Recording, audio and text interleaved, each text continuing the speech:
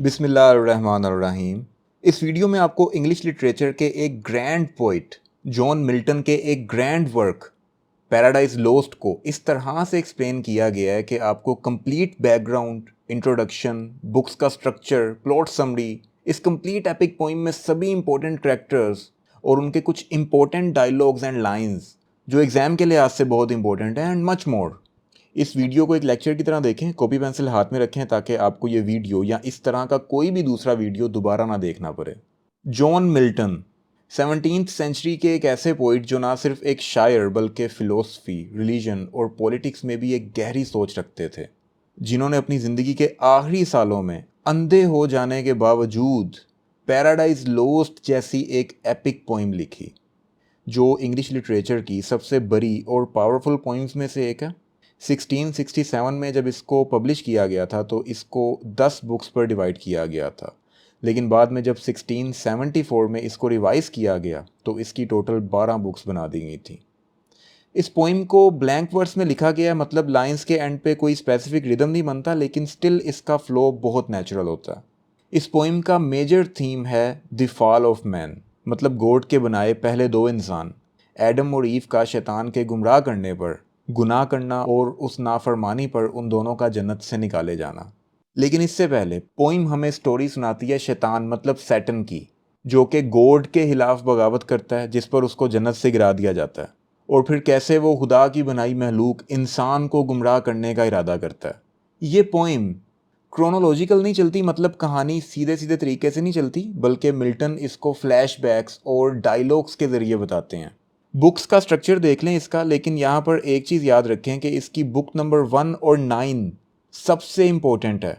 Mostly जो exams हैं जैसे कि एमए इंग्लिश या ऐसे कई और एग्ज़ाम्स हैं इंडिया और पाकिस्तान में, जिनके सिलेबस में इसकी सिर्फ बुक नंबर 1 और 9 ही इंक्लूडेड होती है।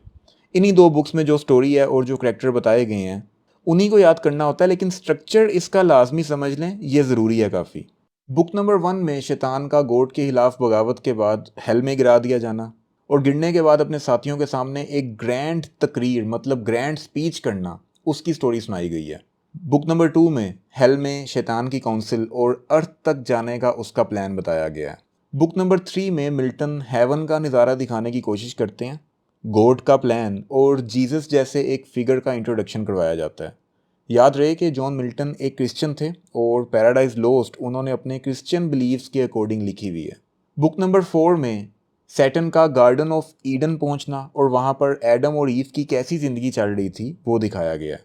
बुक नंबर 5 और 6 फ्लैशबैक है, जिसमें उस लड़ाई का जिक्र किया गया है जो फरिश्तों के दरमियान हुई थी, सैटन वर्सेस एंजल्स, कि कैसे शैतान, जो कि पहले लूसीफर नाम का एक फरिश्ता था, गॉड के हुक्म की नाफरमानी करता है और बगावत करता है, और फिर कैसे गॉड के फरिश्ते उसको हराते हैं।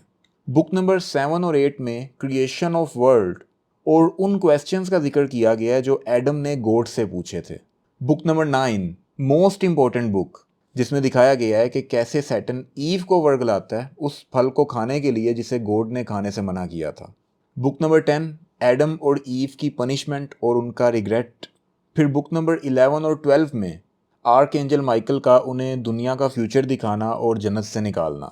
दोस्तों, पैराडाइज लोस्ट को मॉडर्न इंग्लिश में नहीं बल्कि 17th सेंचुरी की अर्ली मॉडर्न इंग्लिश में लिखा गया है। इसमें थोड़े से लफ्ज़ डिफरेंट होते हैं, लेकिन बिल्कुल थोड़ी सी पेशेंस के साथ समझ आना शुरू हो जाते हैं। आपको कुछ ऐसे लफ्ज़ नज़र आएंगे इसमें जिनका अब आज यूज़ की जाने वाली मॉडर्न इंग्लिश में क्या मतलब है वो सामने लिखा हुआ है। चाहें तो पॉज करके देख सकते हैं, और ये कोई बड़ा मसला नहीं है। इस वीडियो में ही आपको इनकी समझ आना शुरू हो जाएगी। और घबराएं नहीं, मैं आपको हर इंपॉर्टेंट डायलॉग का मतलब आसान अल्फाज में समझाऊंगा। स्टोरी की बेसिक्स तो ओब्वियसली आपको अभी तक समझ आ गई होंगी। मेजर थीम्स जो इस पूरी पोइम में डिस्कस किए गए हैं उनमें नंबर 1 पर आता है ओबीडियंस वर्सेस डिसोबीडियंस।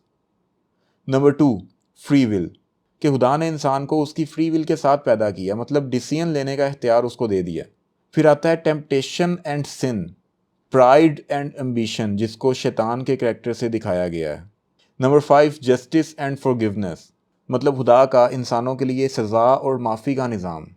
मिल्टन का कहना था कि उनके इस ग्रैंड काम के पीछे उनका मिशन है to justify the ways of God to man, मतलब ये समझने और समझाने की कोशिश करना कि इंसानों के लिए गॉड का सिस्टम कैसे काम करता है।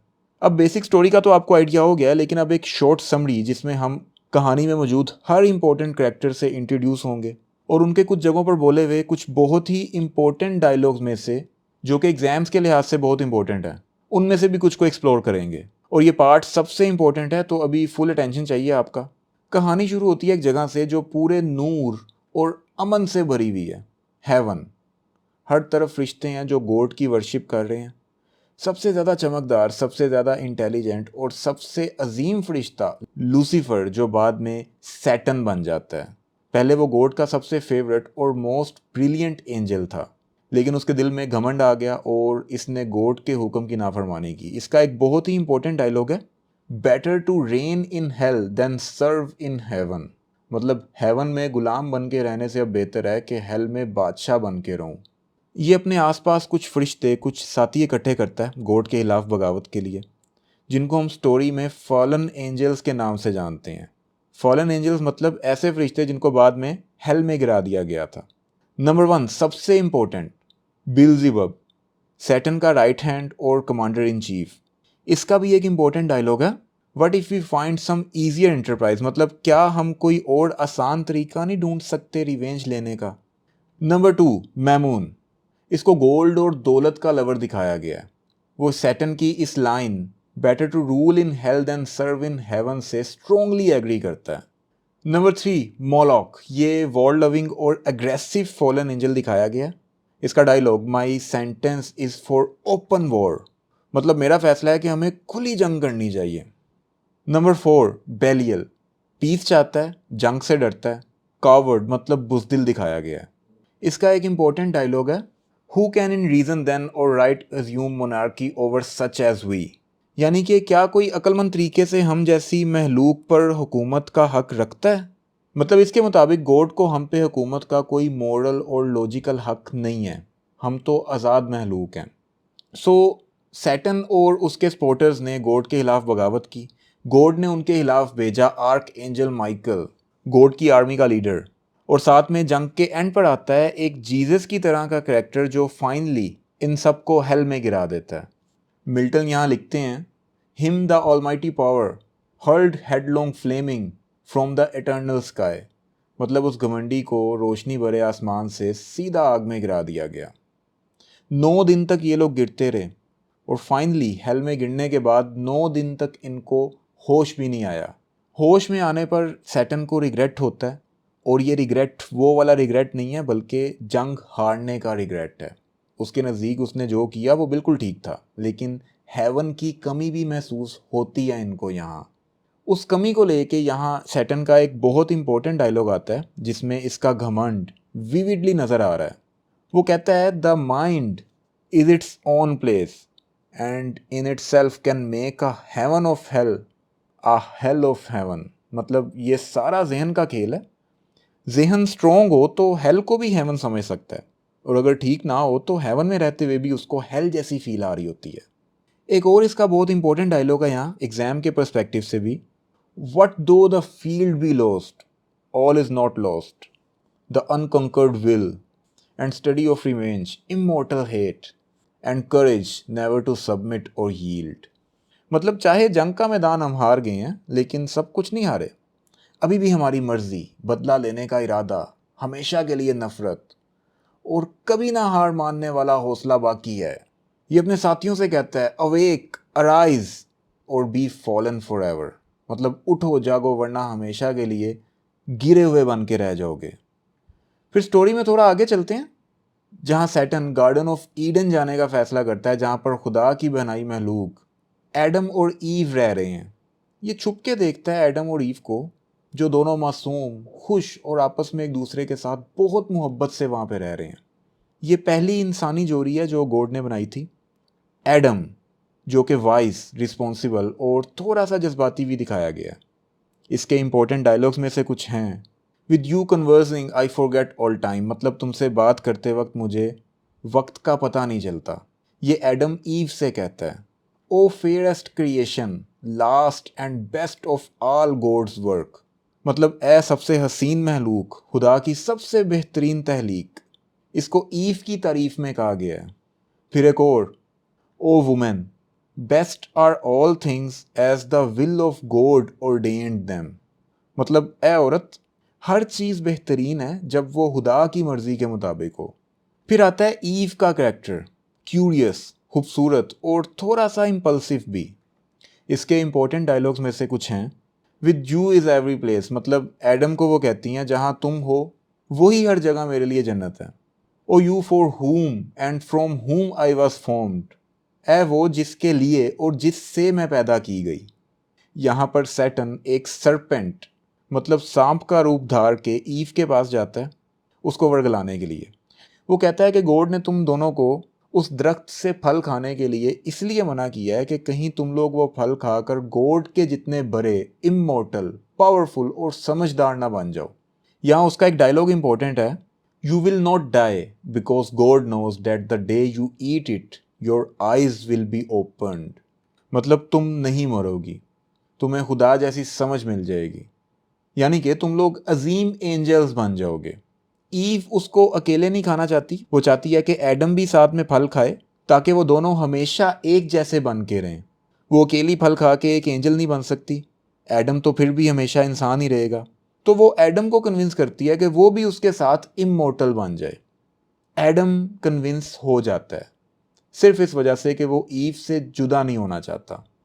How can I live without you, मैं तुम्हारे बगैर नहीं जी सकता। अब फल खा लेने के बाद शुरू होता है रिग्रेट, शर्म, परेशानी और गुनाह का एक एहसास उन पर तारी हो जाता है। उन दोनों को पहली दफ़ा महसूस होता है कि वो नंगे हैं। वो फिग लीफ से अपना जिस्म ढांपने की कोशिश करते हैं। फिर आता है गॉड का गुस्सा और एंगर।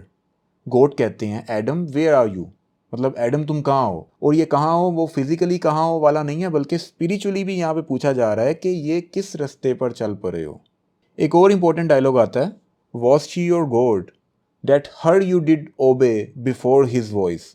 मतलब क्या वो तुम्हारी खुदा थी कि तुमने उसकी बात मान ली और मेरी नहीं। अब इन शॉर्ट ये कि एडम और ईव दोनों एक्सट्रीम रिग्रेट में हैं।